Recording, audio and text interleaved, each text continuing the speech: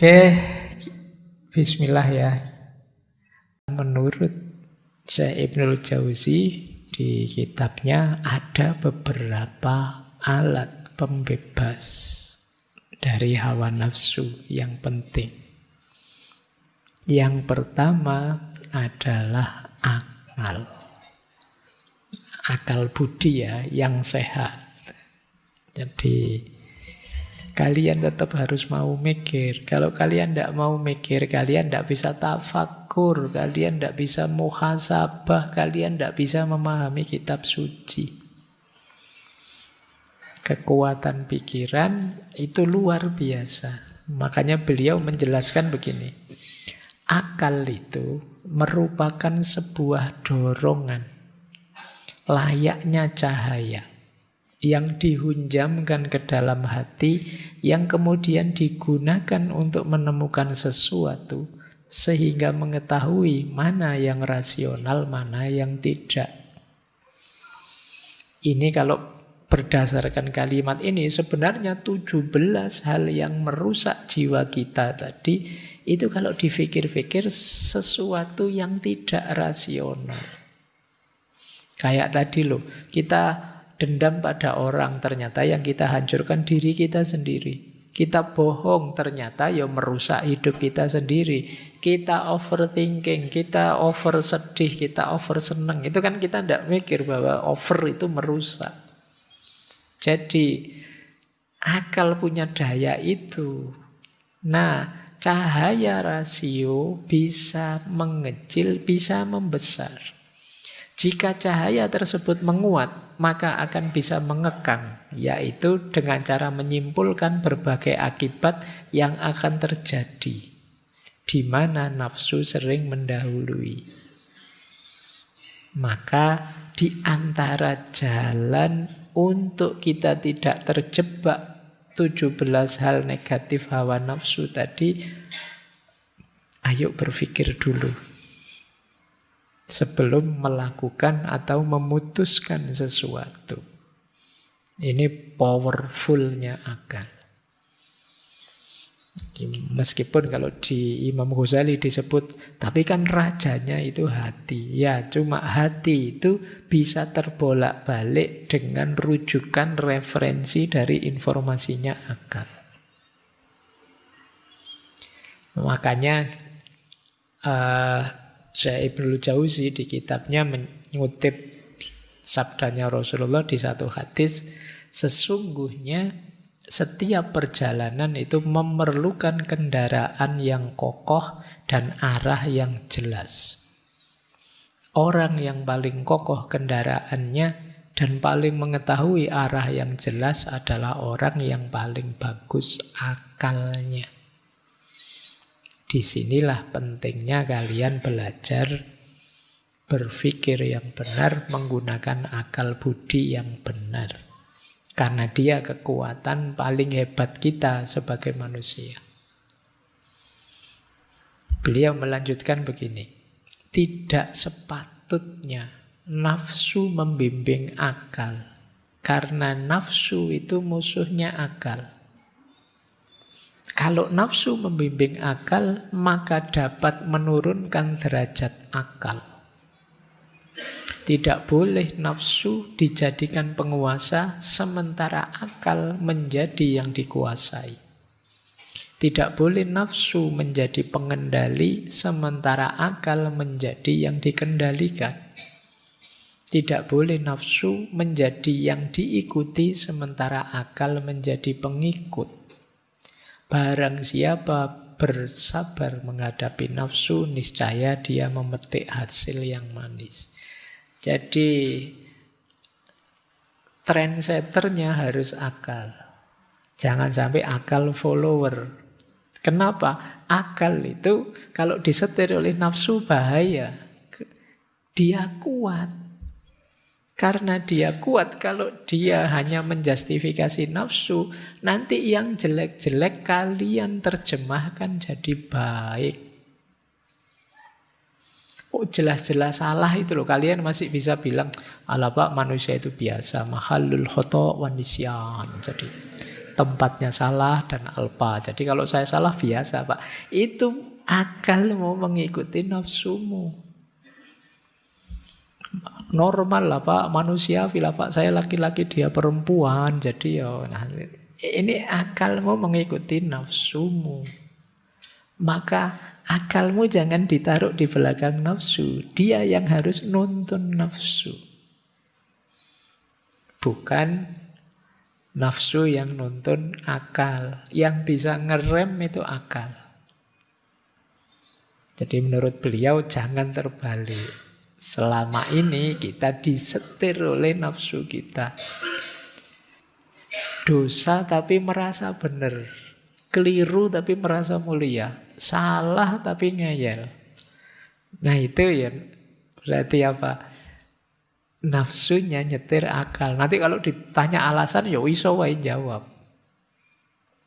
Jadi pokoknya tidak bisa salah. Pokoknya akalnya pinter nyari alasan apa saja bisa.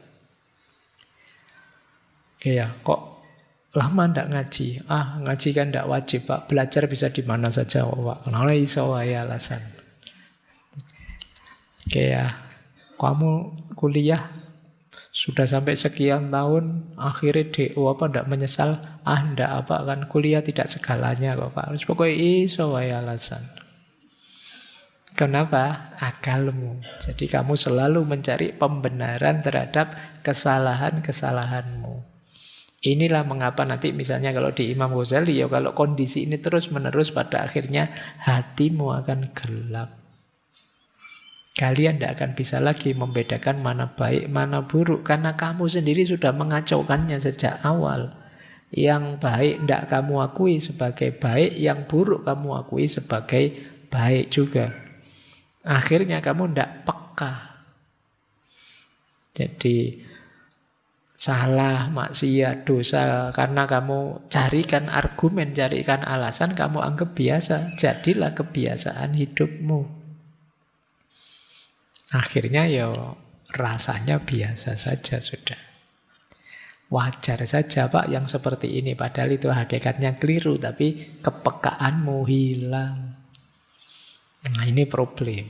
Makanya ayo kita jernihkan terus akal budi kita sehingga bisa mengendalikan diri kita. Lanjut. Nah, itu pembebas pertama. Pembebas kedua menurut beliau yaitu untuk kita bisa bebas dari hawa nafsu, kita harus siap menyangkal dan membiasakan. Menyangkal itu yang buruk ya kita tolak. Yang tidak baik ya kita tolak. Jadi jangan diterima dengan alasan apapun.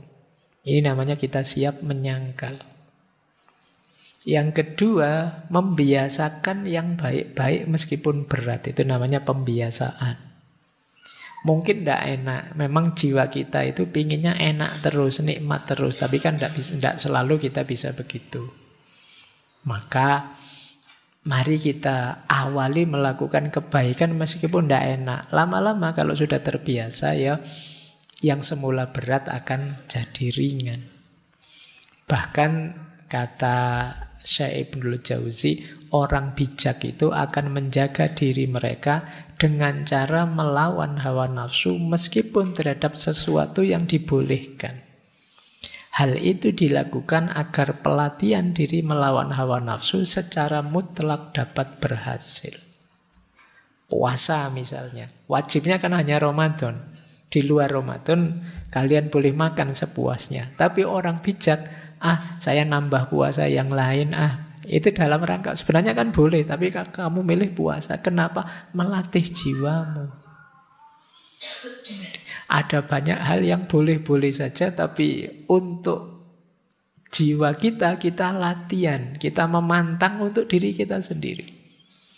Sebenarnya yang seperti ini boleh sih, Pak, tapi ya untuk saya batasi. Nah, ini namanya penyangkalan dan pembiasaan. Kita harus merancang sendiri ini untuk melatih jiwa kita terbiasa dalam kebaikan dan terbiasa menyangkal yang buruk. Nah, kalau jiwa kita terkondisi, ya tidak mungkin hawa nafsu bisa membelenggu kita. Lanjut. Yang ketiga, pembebas dari hawa nafsu, yaitu apa? Menyibukkan diri dalam kebaikan. Mungkin kita susah menyingkirkan negatif-negatif tadi dalam diri kita.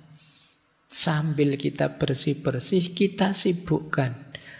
Biar tidak sempat sombong, biar tidak sempat dendam, biar tidak sempat marah diri kita, apa? Kita bikin sibuk dengan yang baik-baik.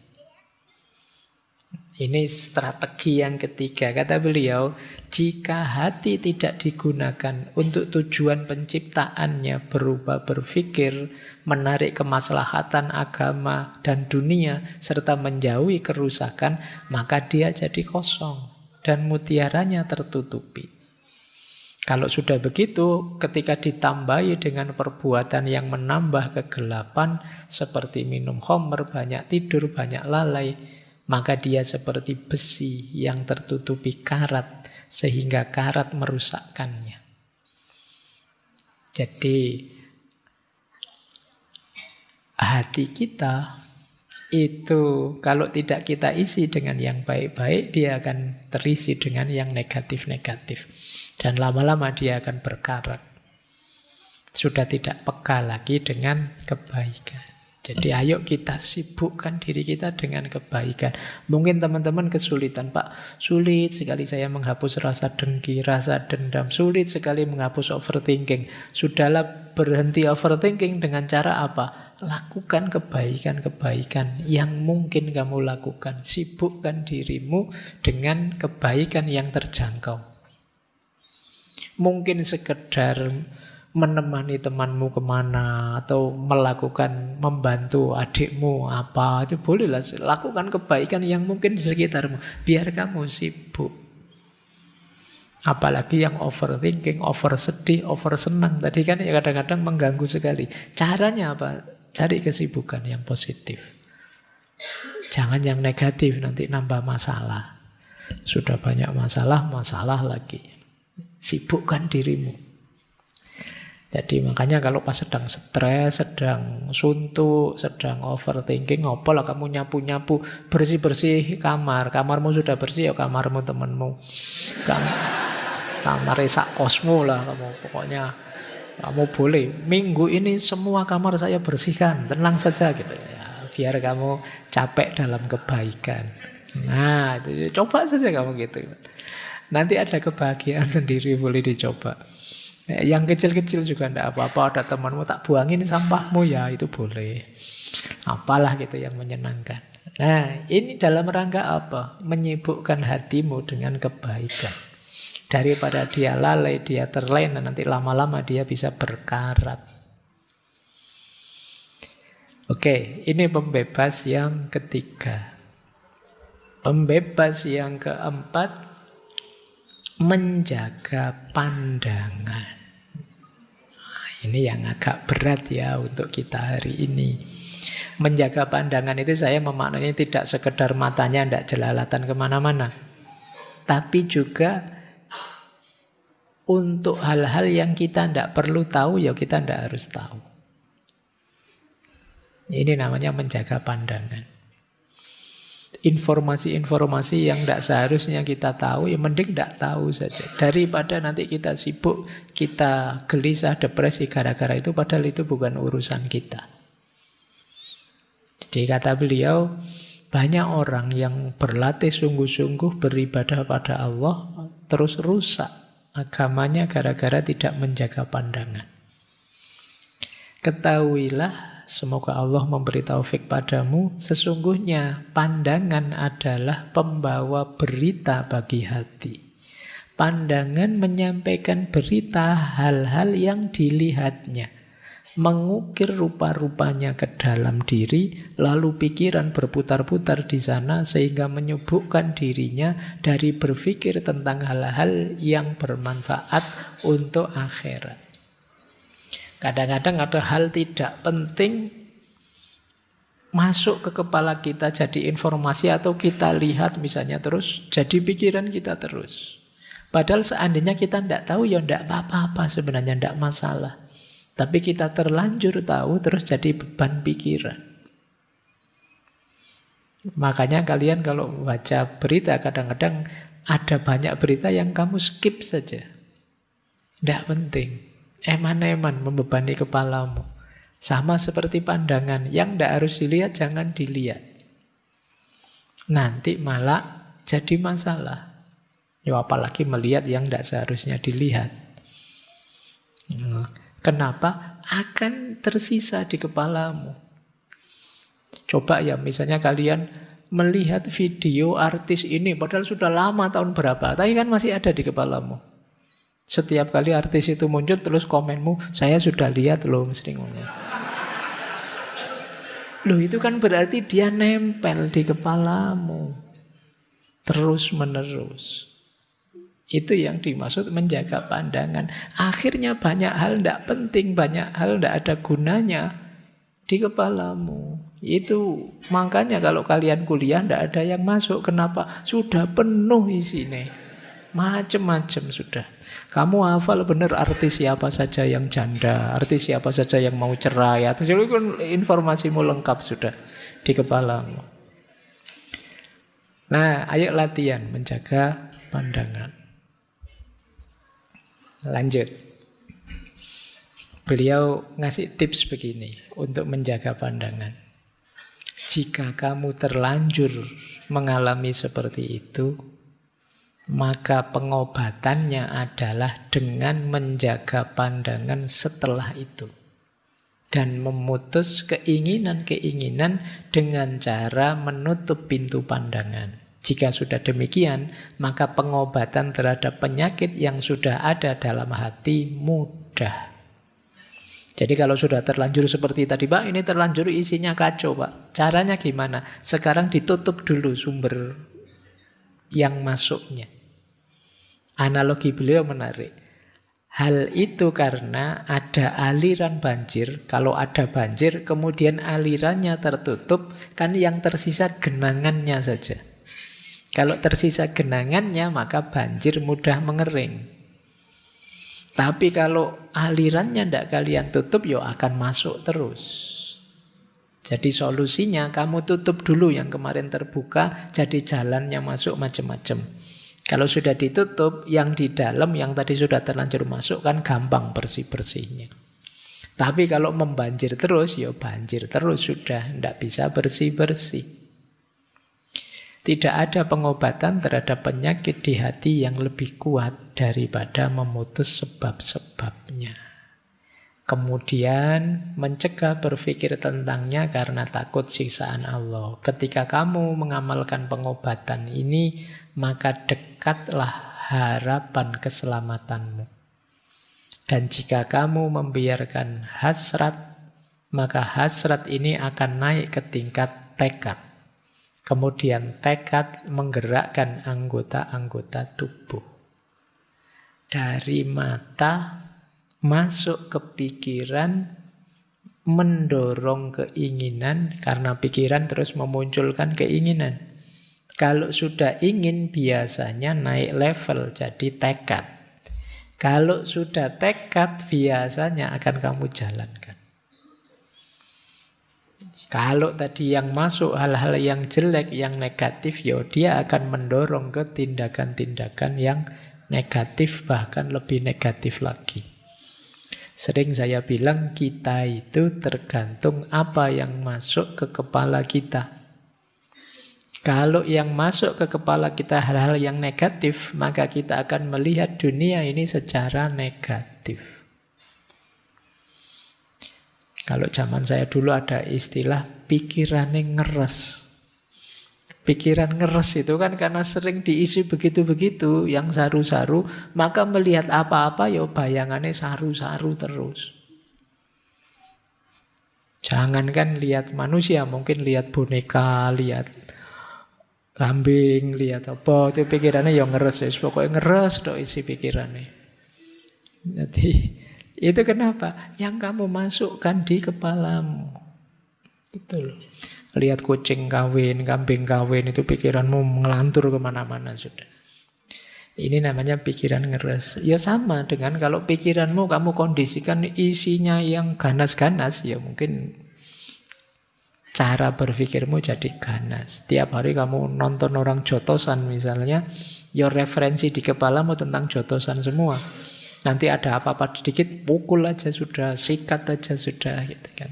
Itu karena apa? Ada rujukan di kepala kita. Mungkin kalian mau alasan, wong saya selama ini cuma baca saja kok Pak, saya tidak pernah komen. Saya cuma lihat saja kok Pak saya. Iya, baca saja, lihat saja itu masuk ke kepalamu kan. Jadi referensi, rujukan di kepalamu. Jangan-jangan pada saatnya itu keluar. Kamu cuma baca orang isinya makian-makian semua. Oh, kan banyak itu di medsos itu orang gegeran isinya maki-maki. Dasar apa. Nah mungkin kamu ndak maki saat itu, tapi referensi kata-kata makian itu sekarang ada di kepalamu. Pada saatnya kamu lepas kontrol, marah, membanjir itu kata-kata makian. Orang terus heran, kamu wonge kalem loh, mesuh kok nyelekit ya. Misalnya, kenapa bisa begitu? Karena referensinya lengkap di kepalamu. Jadi jangan dikira, oh saya itu silent reader kok Pak. Saya cuma baca, tidak pernah komen, tidak pernah. Iya, tadi diam-diam ngumpul semua informasinya di kepalamu. Jadi ya menurut saya menundukkan pandangan itu hari ini konotasinya bisa luas. Tidak sekedar tidak melihat lawan jenis atau tidak melihat yang bukan muhrim dan lain sebagainya. Ya termasuk tidak memasukkan informasi-informasi yang tidak penting, tidak ada gunanya, merusak ke dalam diri kita. Oke, saya akhiri sekian. Kurang lebihnya mohon maaf. Wallahul muwafiq, wallahu a'lam bissawab. Wassalamualaikum warahmatullahi wabarakatuh.